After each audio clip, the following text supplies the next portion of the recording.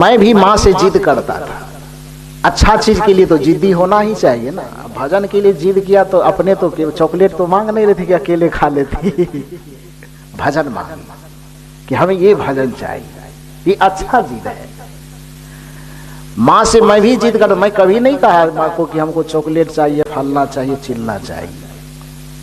मांग अपने जीवन में पहले लाके दे देते थे तो हम मांगेंगे कौन सी? मांग तो तब होता है ना जब पूरा न किया जाए, तब मांगा जाता है। जिस चीज की जरूरत होती थी वो पहले मिल जाती थी तो मांग क्यों करेंगे? तो माँ को सिर्फ मांगते थे कि हमको साधु होना है। माँ कहते थे पहले कहा था 8 दिन की नहीं होंगे, फिर 8 दिन बीत गया ना, अभी कह रहे ना हमको साधु होना है। तो इस तरह से करते करते करते करते 2 साल बीत गया। कितना दिन? 2 साल बीता और तब तक में मैं मैट्रिक का परीक्षा दे दिया। पिताजी कहे कि सेंटर पे जाना होना भी होगा क्या? हम कहे कि साधु, उस समय साधु के कपड़े में हम आ गए। मैंने कहा कि जब मैं साधु हो गया हूं तो सब नाता रिश्ता पहले छूट गया है, तो सेंटर पे जाने की क्या जरूरत है? और सच पूछिए तो उस समय हम अपने सेंटर तक पर भी किसी को जाने नहीं गए थे। जाने के लिए सब लोग कर, किसी को जाने ही नहीं दिए। कि जब मैं अकेला सन्यास के मार्ग में निकला हूं, ये परीक्षा आपने पढ़ा नहीं है, पढ़ाई मैंने किया है, परीक्षा मुझे देना है, आप आकर के क्या करेंगे? तो सेंटर पे भी जाने नहीं दी। लेकिन लास्ट में माना नहीं गया। तो जिस रोज अंतिम परीक्षा थी तो परीक्षा सेंटर से 1 किलोमीटर दूर में एकदम दाल पूरी और खीर लेकर के खड़े थे कि खाना। तो वहां से आए, उसके बाद पूछा परीक्षा कैसी गई? कि बहुत बढ़िया गया। वही दाल पूरी वगैरह खाए। याद है 20 साल की पहले की बात बता रहा हूं। तो उसके बाद कुछ ऐसा हुआ, फिर भी नहीं छोड़ रहे थे। अचानक पूर्णिया सदगुरु, जो अभी अब 15-20 दिन के बाद फिर वह कार्यक्रम होने वाला है, आज से 20 वर्ष पहले 2000 ईस्वी में, 23 वर्ष हो गया ना, ये 2023 शुरू हुआ है। 2000 ईस्वी में मैं पूर्णिया कार्यक्रम में गया। मैं माता और पिता दोनों को कहा कि मेरे साथ चलिए सत्संग सुनने के लिए। ये लोग दीक्षा मुझसे बाद में लिए, पहले हम दीक्षा लिए। पहले मेरा बर्थडे है तब इन लोगों का बर्थडे है। दीक्षा हालांकि सत्संगी तो पहले से है, क्योंकि ये हम लोगों के परिवार का या उधर के अधिकांश परिवार समाज का एक अच्छा संस्कार है। दुर्भाग्य से वह संस्कार इस इलाके में हम लोग को नहीं देखने के लिए मिला। होना चाहिए। ये बिहार ये भी है, भारत का हिस्सा ये है। लेकिन ये एक खासियत, मैं उस तरफ की बात मैं ये कहना चाहता हूं कि उधर के माता पिता, अधिकांश माता पिता अपने बच्चे को बचपन में ही गले में माला पहना देता है। सबसे पहला गुरु माता पिता ही हो जाता है। और यही संस्कार हमारे परिवार में भी था कि छठी की रात में ही बच्चे के गले में माला दे दिया जाता है। उसके बाद उसको वैष्णव धर्म के अनुसार अपना जीवन यापन करता है। आगे चल करके जब वो बड़ा होता है, अपने ज्ञान के अनुसार गुरु का चयन करता है और फिर गुरु से दीक्षा लेता है। तो दीक्षित तो ये लोग पहले से वैष्णव थे ही, शाकाहारी थे, अपने जानने के अनुसार धर्म नियम कर्म का पालन कर ही रहे थे। लेकिन जो एक आध्यात्मिक दीक्षा होता है, वह दीक्षा पहले मैं खुद लिया। उसके बाद लगा कि इन लोगों को भी इस चीज की समझ आनी चाहिए। मैंने कहा कि चलिए, पिताजी को और माँ को मैं अपने साथ पूर्णिया लेके गया। वहां जब गया तो वहां के अधिकांश साधु ब्रह्मचारी मुझे पहचानते थे। तो पहचानने के कारण वो मेरा हाथ पकड़े और वो जानते थे कि मैं बोलता भी हूं और गाता भी। वो लोग जानते थे। तो मेरा हाथ पकड़ के खींचते खींचते ले गए और कहे चलिए मंच पर एक भजन गाइएगा। तो आप लोग तो जानते ही हैं कि पूरे बिहार भर में सदगुरु कबीर साहब की परंपरा में उतनी भीड़ दूसरे किसी भी जगह पर नहीं होती है जितनी भीड़ पूर्णिया में होती है। तो उतनी बड़ी भीड़ में पहली बार हम भी देखे थे और ये लोग भी पहली बार शायद उतनी भीड़ देखे हों। तो हाथ पकड़ के खींचते खींचते मुझे मंच पर ले गए और सब लोगों ने कहा कि एक भजन आप गाइए। तो मैं एक भजन गाया। गाने में अच्छा था, अभी अच्छा हूं कि नहीं ये मुझे नहीं पता, लेकिन उस समय अच्छा गाते थे। तो भजन जैसे ही गाया तो नीचे से पूरे पब्लिक एकदम हाथ उठा के नहीं, उनको एक ठो भजन और दीजिए गाने के लिए। पूरे जनता में उत्साह आ गया भजन सुनकर। तो एक भजन और गाने के लिए जोर डाला, तो एक भजन मुझे और गाने के लिए दिया गया। एक भजन और गाए, इतना अच्छा लगा लोगों को। और बच्चा का चीज तो और अच्छा लगता ही है सबको, अभी ना बूढ़ा हो गए हम। उस समय अच्छा लगा होगा लोगों को, तो अच्छा लगा। दो भजन सुन करके जैसे ही मंच पर से नीचे उतरे, तो उतरने के बाद सब लोग आते हैं हाथ मिलाने के लिए। अब 1 लाख लोग है, भीड़ है, और एकदम बच्चा आदमी है। 20 साल पहले कितना बूढ़ा होंगे हम उस समय, बच्चा हो गए। तो उस समय ये छोटे छोटे हाथ जैसे भीड़ से निकलते, सब कोई छूता है, कोई कहता इधर आइए छोटू, कोई हाथ पकड़ता, कोई हाथ मिलाने की, कोई अब हाथ मिलाता जोर से दबा रहा है। तो उसको तो लग रहा है कि हम इसको अच्छा कर रहे हैं, जब हाथ दबाता है तो हम ऐसे दर्द से आंख नीच लेते हैं। मुझे लगता काहे हाथ मिला रहा है आदमी। इतने लोग हाथ मिलाया, इतना लोग वाहवाही किया कि उस चीज को मेरे माता और पिता वहां पर खड़े होकर के देख रहे थे। तो जैसे ही दिखे, उसके बाद मैंने मां से कहा कि यहाँ क्यों आई हो? कहा सत्संग सुनने के लिए। किसका सत्संग? तो जो महात्मा बैठे हैं, गुरुदेव का सत्संग। हम कहे वह भी किसी माँ बाप का बेटा है ना। वो मंच पर जो बैठ के बोल रहा है तो आकाश से टपके हैं कि उसके भी कोई माता पिता होंगे। आप लोगों के जैसे, जैसे हमारे पैर में बेड़ी डाल रही हो कि साधु नहीं बनना है, उसके माता पिता भी यदि यह बेड़ी डाल दिए होते, जबरदस्ती कर दिए होते, तो आज जो ये लाखों लोग उनके सामने में बैठ करके उनकी वाणी को सुन रहे हैं, उनको आदर सम्मान दे रहे हैं, वह चीज न तो तुम सुनने आती, न उसकी आरती, न उसकी बंदगी, न पूजा कुछ कर पाते क्या? तो नहीं कर पाती। तो जब उसको सुनने आई हो, वो अच्छा आदमी है, तो हमको वो अच्छा बनने से क्यों रोकना चाहती हो? हमको आगे निकलना। यह बात उस समय मंच के सामने देखा, और उसी जगह मेरे माता पिता माथा पर हाथ दिए, मैंने पैर छुआ और कहा कि जाओ। तो मैं इतना निष्ठुर आदमी नहीं हूं। पहला चीज तो ये क्लियर कर दो कि आप लोग नाक मुंह टेढ़ा करते, कितना निष्ठुर आदमी माता पिता को रुलाता है। तो मैं रुला करके नहीं निकला, मैं ऐसे छोड़ करके नहीं भागा। सब चीज समझा बुझा करके, मना करके, उसके बाद इस रास्ते में निकला। फिर भागने की बात क्यों करते हैं?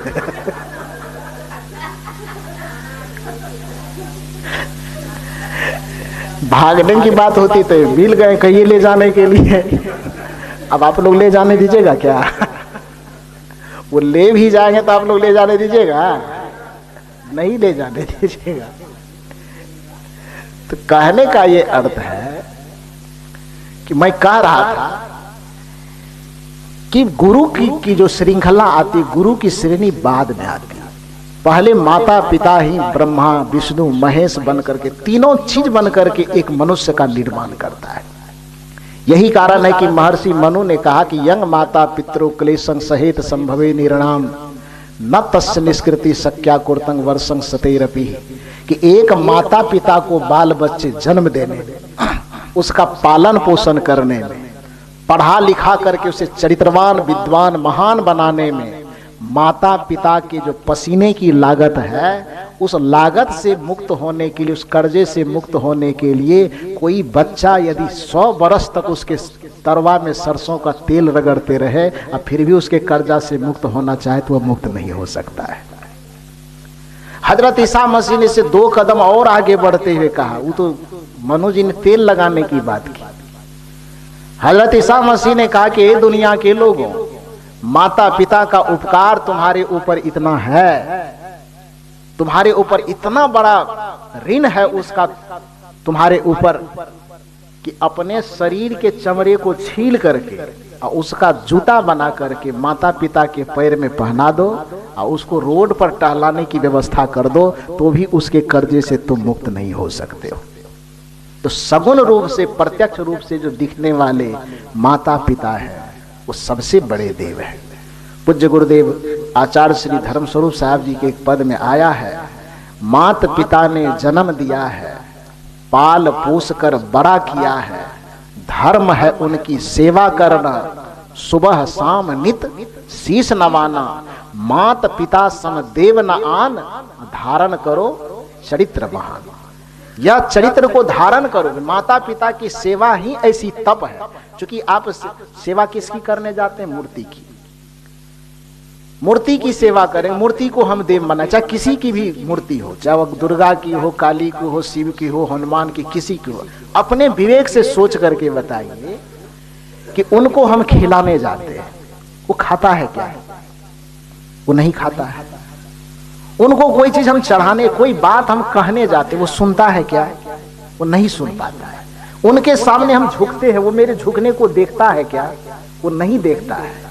मेरे अंदर का दर्द क्या है, अपने दर्द को हम सुना। इसी जगह पर हजारों लोग आते हैं, चाहे वो दीक्षा लिया हो, चाहे दीक्षा नहीं लिया हो, संत परंपरा से जुड़ा हो, न जुड़ा हुआ, आप यहाँ पर आते बैठते, अपने चाहे कोई भी दुख, कोई भी तकलीफ हो, उस सुनाते हैं। हम सुनते हैं कि नहीं सुनते हैं? उसमें जो निराकरण करने की बात होती है, जैसा भी उसका समाधान होता है, चाहे संतावना से हो, चाहे और कोई रास्ता हो, वो रास्ता बता करके उसको दूर किया जाता है कि नहीं किया जाता है? तो ये सुनाना सार्थक कब है? जब कोई सुनने वाला। खिलाना सार्थक कब है? जब कोई खाने वाला। पिलाना सार्थक कब है? जब कोई पीने वाला। तो जिस किसी मूर्ति को हम देव समझ करके उसकी आराधना उपासना करते हैं, तो यह तो बिल्कुल वैसी बात होगी। गुरु नानक देव के सामने में घटना घटी थी। वह घटना क्या थी कि कहा जाता है कि गुरु नानक देव जी एक बार रास्ते से जा रहे थे, तो रास्ते से जाते जाते अचानक देखा कि एक पोखर में कोई आदमी सुबह सुबह स्नान कर रहा है, और स्नान करने के बाद वो चुल्लू में पानी भरा और सूर्य को अर्पित कर रहा है। यह भी एक इतनी बड़ी विडंबना है कि लोग सूर्य को माने भगवान अभी भी कैसे कहते हैं, ये समझ में नहीं आता है। चांद को अभी के वैज्ञानिक युग में चांद को कोई भगवान कहे, ये समझ से परे लगता है। उसकी खोपड़ी में ये बात क्यों नहीं घुस रही है कि सूर्य और चांद एक ग्रह उपग्रह है, उस पे लोग शोध करते हैं, उस पे लोग जाकर के अभी तो चांद पर तो लोग प्लॉटिंग करना शुरू कर दिया है। ये हंसने और मजाक करने की बात मैं नहीं कह रहा। चंद्रमा के ऊपर में सभी देश अपना अपना हिस्सेदारी बांट करके चंद्रमा पर जमीन की प्लॉटिंग होना शुरू हो गया, और 16 लाख लोगों ने वहां पर जमीन रजिस्ट्री करवाया है। कितना लाख? 16 लाख लोग पूरे विश्व की, भारत की बात मैं नहीं कर रहा हूं, पूरे विश्व के 16 लाख लोगों ने चंद्रमा के ऊपर अपने जमीन का रजिस्ट्रेशन करवाया है, और हम अभी भी छाछी लेकर के खड़े हैं कि चंद्रमा भगवान कृपा करेगा।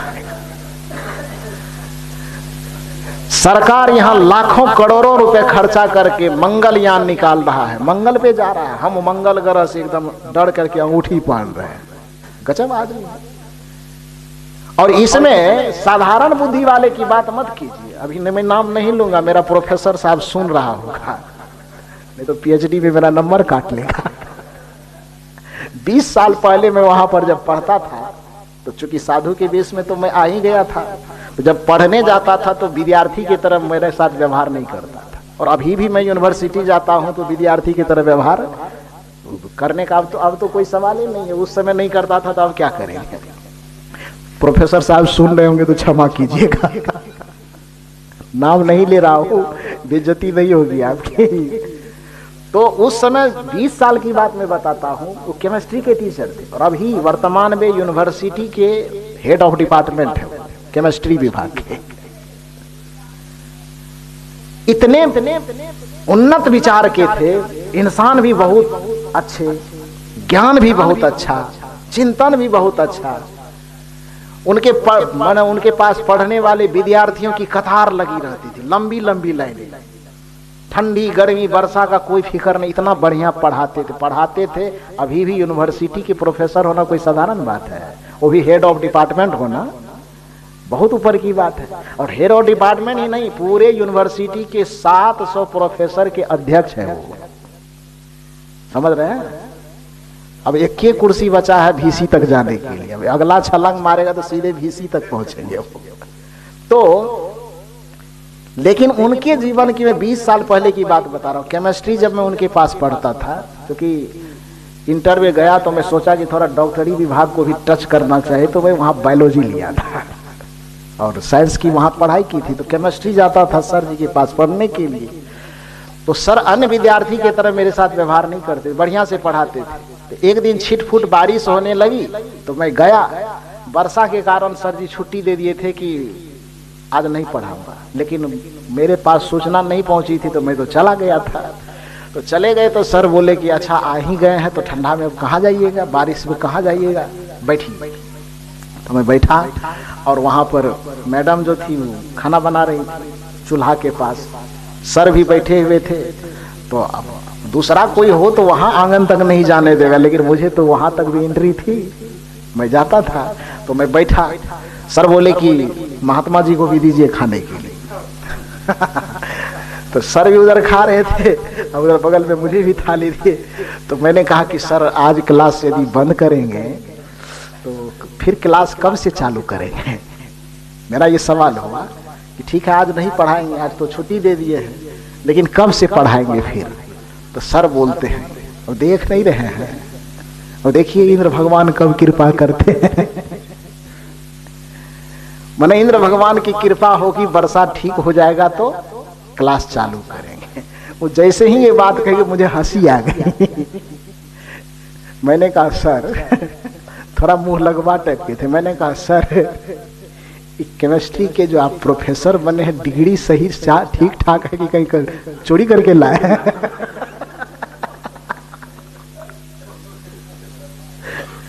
तो सर ने कहा कि ऐसा क्यों बोल रहे हैं। मैंने कहा नहीं मुझको शक हो रहा है कहा कैसे। मैंने कहा आप ही के माध्यम से जब मैं क्लास में बैठता हूँ, बोर्ड पे आप पढ़ाते हैं, फिजिक्स की बात पढ़ाते हैं, केमिस्ट्री और बायोलॉजी की बात पढ़ाते हैं, रासायनिक अभिक्रिया की बात पढ़ाते हैं, तो वहां आपने ही पढ़ाया है कि वर्षा होने का क्या कारण है।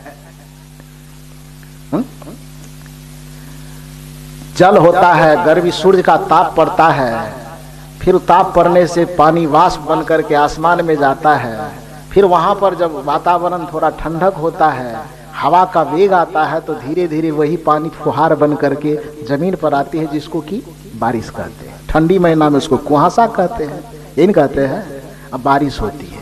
तो आपने क्लासरूम में बोर्ड पे वर्षा होने का ये कारण पढ़ाया है, अभी चूल्हा के पास खा रहे हैं तो यहाँ इंद्र भगवान की कृपा पढ़ा रहे हैं, दोनों में से कौन सही है।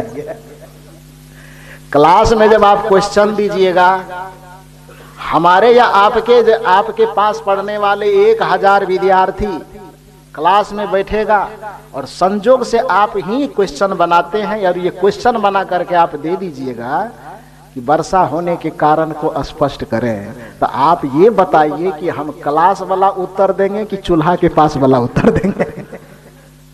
कौन सा उत्तर दें। तो सर जी माथा खुजलाने लगे।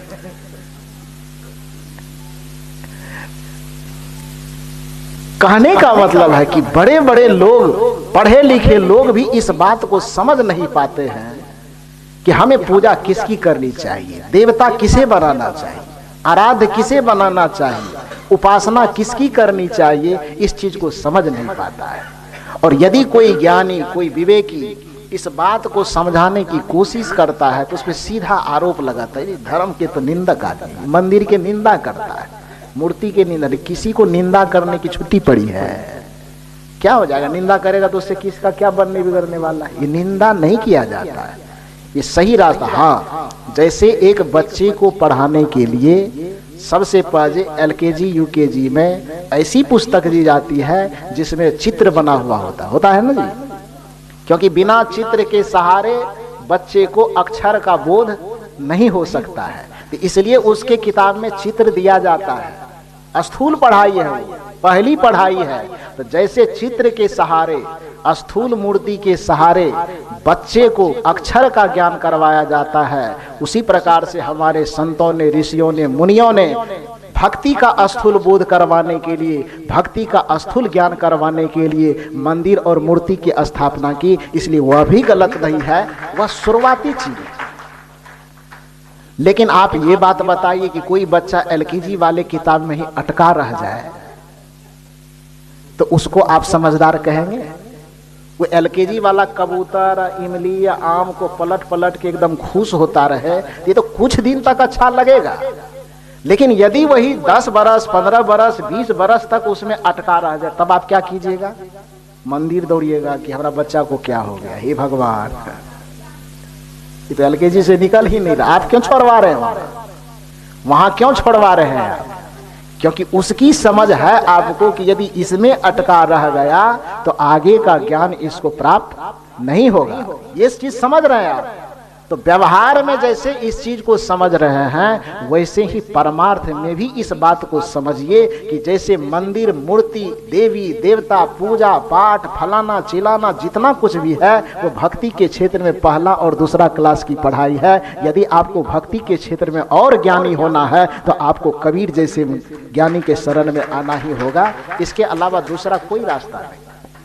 इसे आप धर्म का विरोधी कह करके खारिज नहीं कर सकते, क्योंकि सीधी सी बात है कि ऊपर उठने के लिए आदमी को सूक्ष्म होना पड़ेगा, स्थूल से छूटना पड़ेगा, सूक्ष्म होना पड़ेगा। बिना सूक्ष्म हुए संसार में आगे बढ़ने की और ऊपर उठने की कोई प्रक्रिया नहीं है, दूसरा कोई रास्ता नहीं। इसको एक उदाहरण से हम समझा करके फिर आगे की कोई प्रक्रिया होगी उसे किया जाएगा।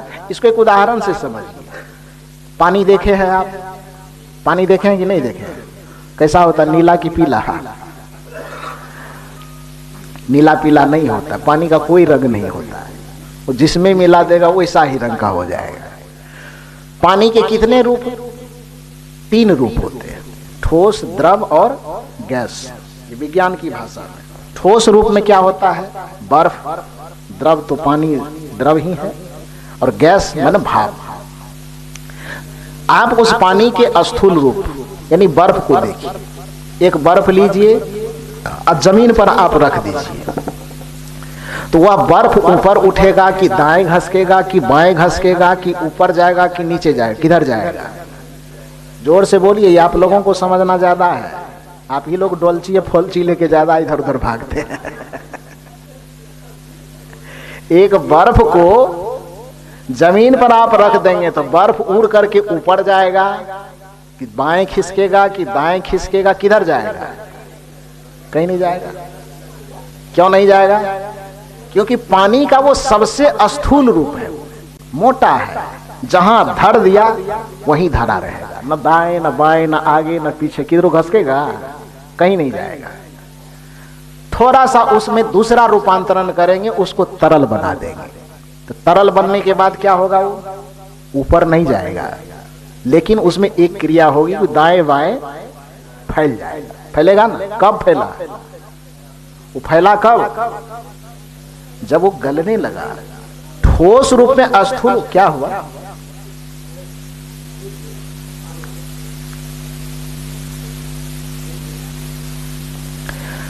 बोलिए सदगुरुदेव की। तो एक बर्फ जब वह जमीन पे पड़ा होगा, चूंकि उसकी आकृति स्थूल है, तो स्थूल होने के कारण वह टस से मस नहीं होगा, जहां है वहीं पर पड़ा रहेगा। आप अपने जीवन में क्या चाहते हैं? आपका जीवन पत्थर की तरह पड़ा रहे कि आगे पीछे भी बढ़े? क्या चाहते हैं बोलिए? दुनिया का कौन बेवकूफ से बेवकूफ, पागल खाली नहीं होना चाहिए। बेवकूफ से बेवकूफ आदमी भी ऐसा नहीं होगा जो जीवन में आगे बढ़ना न चाहता हो। चाहता है ना जी?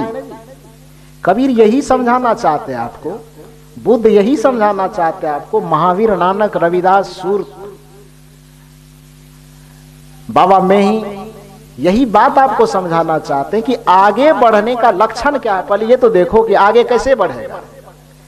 यदि आप जड़वत इस संसार में जिस जगह पड़े हो उसी जगह पड़े रहना चाहते हो तो फिर तो तब जहां हो वहीं पड़े रहो, क्या दिक्कत है। स्थूल में लटके रहो, मूर्ति में लटके रहो, दिया में लटके रहो, अगरबत्ती में लटके रहो, फलना में लटके रहो, चिल्ला, जहां लटके हो वहीं लटके रहो, कोई कुछ कहने नहीं जाएगा।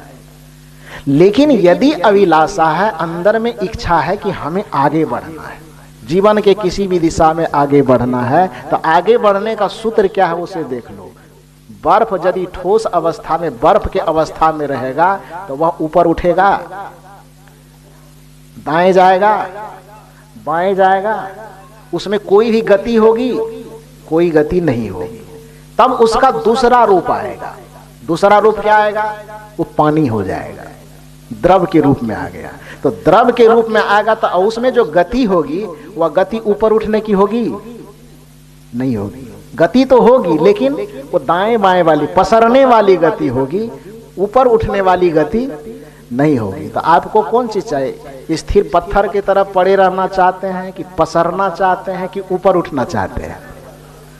हाँ, समझ में आ रही है बढ़िया से। ऊपर उठना चाहते हैं तो ऊपर उठने के लिए क्या होना पड़ेगा? बर्फ रहना पड़ेगा, पानी होना पड़ेगा, पानी से भी आगे तीसरे श्रेणी में जाना। और तीसरा श्रेणी क्या कहता है? वाष्प होना। इतना सूक्ष्म होना पड़ेगा कि दिखाई भी ना दे। वाष्प दिखाई देता है, थोड़ा थोड़ा धुआं की तरह दिखाई देता है, दिखाई देता है ना, थोड़ा सा कि धुआं उठ रहा है ऐसा ही दिखाई देता है। लेकिन पानी का जो एक रूप होना चाहिए वह रूप नहीं दिखाई देता। तो इतना सूक्ष्म है। पानी जब ठोस के रूप में था तो ससरता फसरता नहीं था, एक जगह पत्थर की तरह स्थिर है।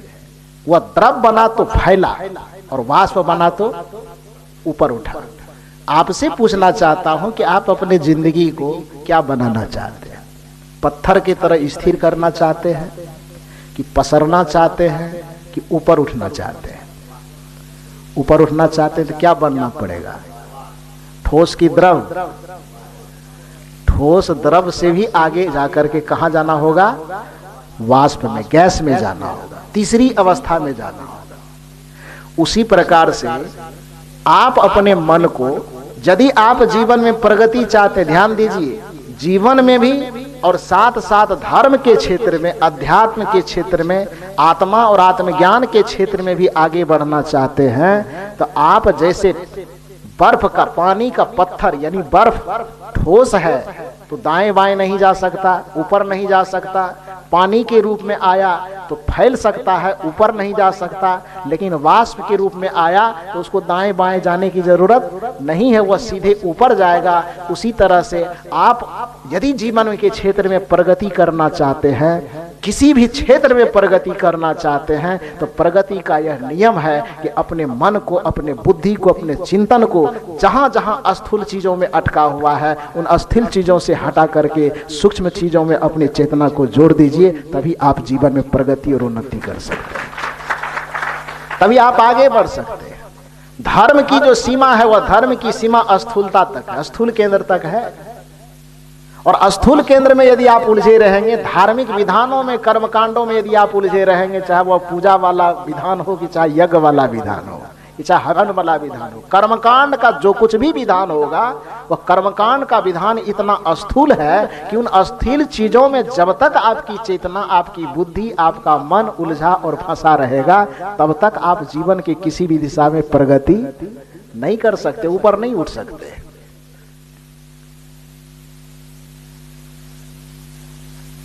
अभी हम लोगों के बीच में खगड़िया जिला के बेलदौर से नगर पंचायत के मुखिया जी पधारे, इनके लिए जोरदार ताली बजा दी।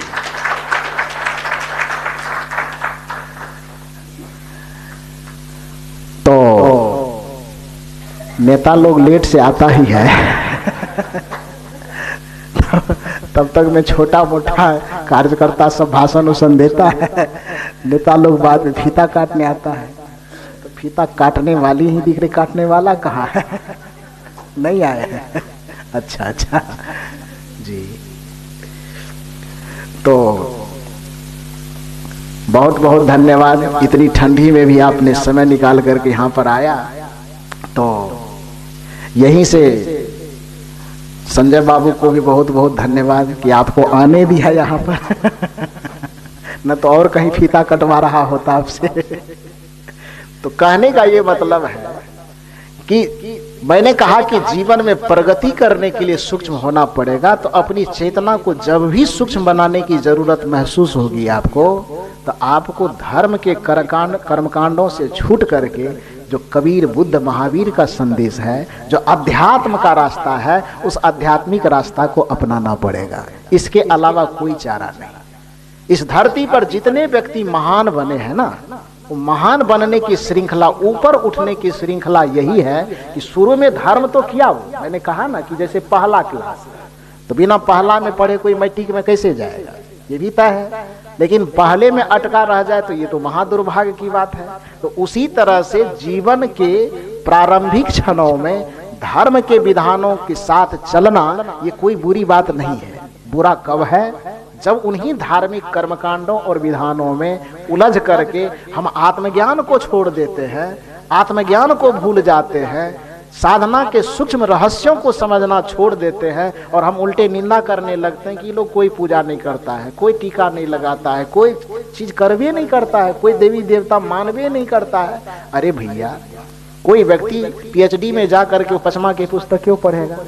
क्या जरूरी है उसको पढ़ने की? वो आगे निकल चुका है। तो कहने का ये अर्थ है कि यदि आपको उन्नति करना है तो सूक्ष्म चीजों को अपनाना होगा। और सूक्ष्मता का जो रास्ता है, जो पथ है, वह अध्यात्म का पथ है। सदगुरु कबीर का ज्ञान धार्मिक ज्ञान नहीं है, सदगुरु कबीर का ज्ञान आध्यात्मिक ज्ञान है। इसलिए कबीर साहब कहते, पानी में मीन पियासी, मोहि सुनी सुनी आवत हासी, आत्म ज्ञान बिना नर भटके, कोई मथुरा कोई काशी। और जब तक यह आत्मा का ज्ञान नहीं होगा, याद रखिए, चाहे वो निर्गुण वाले हो कि सगुण वाले हो, सबका अंततः यही कहना है कि जब भी आपको परम सुख की प्राप्ति होगी, तो जब तक आपको आत्मा का बोध, आत्मा का ज्ञान नहीं होगा, तब तक किसी भी समय, किसी भी जन्म में, 1000 लाख जन्म बीत जाए आपको धार्मिक कर्मकांड यज्ञ हवन करते करते, लेकिन जब तक आत्मा का बोध नहीं होगा, तब तक अपने अंतर में सुख के स्रोत की प्राप्ति नहीं होगी। परम सुख को आप प्राप्त नहीं कर सकते हैं। तो कहने का ये अर्थ है, ये केवल कबीर की मान्यता नहीं है, ये केवल कबीर साहब ही का ऐसी बात नहीं है। कबीर साहब तो चूंकि विशुद्ध आत्मज्ञान के पोषक है ही, जो सगुण मार्ग में मंदिर मस्जिद इत्यादि में रखने वाले लोग हैं। गोस्वामी तुलसीदास जी सगुण मार्ग के प्रबल समर्थक आदमी हैं। लेकिन गोस्वामी तुलसीदास जी से भी पूछा जाए, पूछिए आप कि हे गोस्वामी जी, आप यह बताइए कि हमें परम सुख की प्राप्ति कब होगी? कबीर साहब के पास जाएंगे तो सीधे कहेंगे कि आत्म ज्ञान बिना नर भटके, कोई मथुरा कोई काशी, है हाजिर ते ही दूर बतावे दूर की बात निराशी, कहीं कबीर सुनो भाई साधु गुरु बिन भरम न जासी, मोहि सुनी सुनी आवत हासी। तो कबीर साहब तो सीधे फटकार देंगे कि जब तक आत्मज्ञान नहीं होगा, तब तक तुम्हें परम सुख की प्राप्ति नहीं होगी। जिस शंकराचार्य की बात हमारे परम आदरणीय विपिन बाबू कह रहे थे, स्वामी शंकराचार्य सगुण मार्ग के भी पोषक थे शुरू में, लेकिन आगे चल करके जब उन्हें निर्गुण का ज्ञान हुआ, निर्गुण तत्व पर अपना चिंतन करना शुरू किए, तो स्वामी शंकराचार्य के भी जीवन का अंतिम निष्कर्ष है। उनके शुरुआती जीवन के पुस्तकों को, साहित्यों को पढ़ेंगे तो वह भी गंगा जी की आरती करवाए हैं, वह भी मूर्ति शिव जी की आरती करवाए हैं, वह भी और काम की, मतलब बहुत मूर्ति पूजा कर्मकांड की व्याख्या स्वामी शंकराचार्य जी ने भी किया है। लेकिन वह कब किया है? जब शुरुआती पीरियड में था, धार्मिक जीवन जी रहा था। और जब आध्यात्मिक जीवन जीने लगा तब क्या हो गया? आध्यात्मिक जीवन जीने पर जो धर्म का, जो अध्यात्म का सूत्र उन्होंने दिया, उस समय का जो एक महत्वपूर्ण पुस्तक है, जो जीवन के अंतिम निचोड़ का पुस्तक है स्वामी शंकराचार्य का, उस ग्रंथ का नाम है विवेक चूड़ामणि। क्या नाम है? विवेक चूड़ामणि। चूड़ामणि का अर्थ क्या होता है? ये माता लोग जो अपने बाल में लगाता उसको क्या बोलते हैं? चूड़ामणि बोला जाता है। माने माथा पर धारण करने वाले आभूषण को चूड़ामणि बोला जाता है। स्वामी शंकराचार्य ने उस ग्रंथ का नाम बड़ा चुन करके रखा। क्या रखा? विवेक चूड़ामणि ने विवेक के मस्तक पर जो बैठा हो, विवेक के पैर में नहीं, कहां पर बैठा हो? मस्तक पर। बुद्धि के मस्तक पर नहीं कहा, विवेक के पुस्तक का नाम देखिए कितना चुन करके रखा उन्होंने। अंतिम जीवन के अंतिम साधना का निचोड़ अनुभव जिस पुस्तक में लिखा, उस पुस्तक का नाम उन्होंने रखा विवेक चूड़ामणि।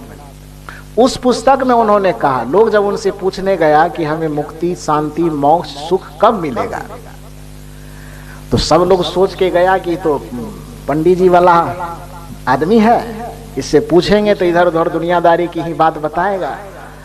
लेकिन शंकराचार्य तब तक वे तो साधना की अंतिम ऊंचाई पर पहुंच गए थे। तो लोग जो उम्मीद लगा करके गए, स्वामी शंकराचार्य से पूछा कि परम सुख, परम शांति, परम मुक्ति की प्राप्ति कैसे होगी।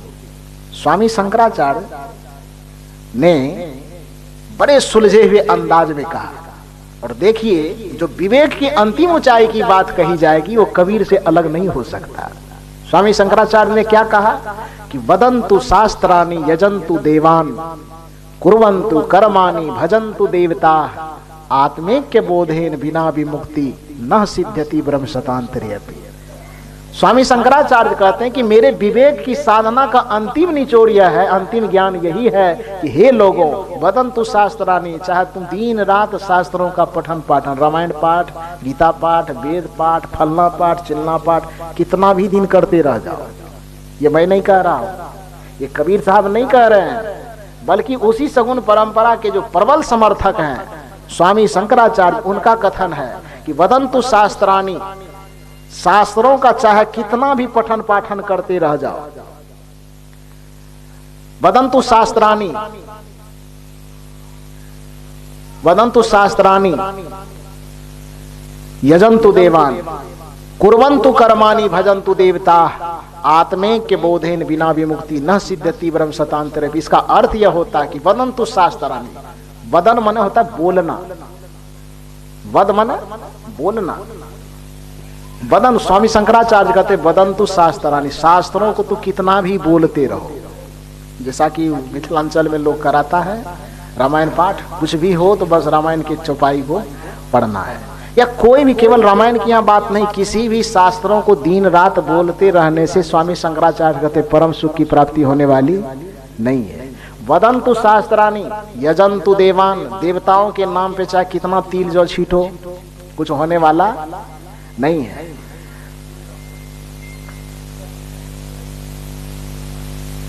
वदन्तु शास्त्राणि यजन्तु देवान कुर्वन्तु कर्माणि भजन्तु देवता। ध्यान दीजिए मेरी बात पर, स्वामी शंकराचार्य आगे बढ़ने के लिए क्या कह रहे, सुख की प्राप्ति कैसे हो।